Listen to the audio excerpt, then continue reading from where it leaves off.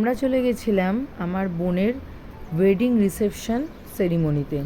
মানে আমার বোনের বিয়েতে গেছিলাম, তারপরে ওর বিয়ে যে বউ ভাতের অনুষ্ঠান সেটাতে গেছিলাম।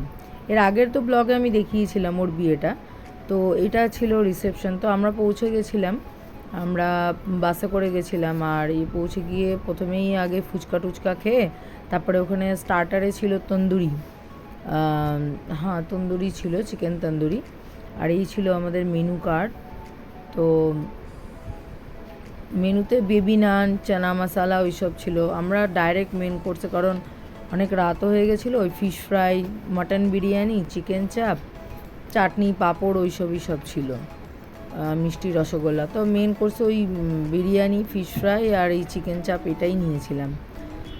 আর ওইদিকে আর কিছু স্যালাড ট্যালাড যেরকম নিতে হয় নিয়েছি। আর এই ভাইয়েরা আমার খাচ্ছে, এটা এই যে ভাইয়ের।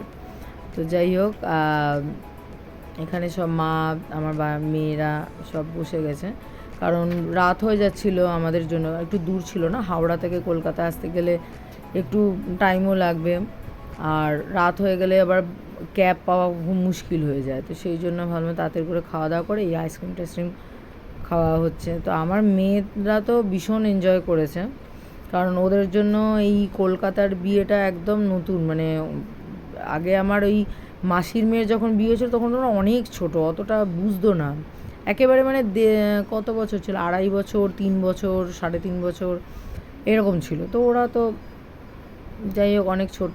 এই যে আমার মেয়ে দেখলেন ফুচকা খেতে ব্যস্ত, আইসক্রিম খেতে ব্যস্ত, আর সব এখানে ফটো সেশন করছি। আসলে ওইভাবে কোনো টাইম পাইনি আমরা যে একসাথে দাঁড়িয়ে বেশ ফটো তুলব।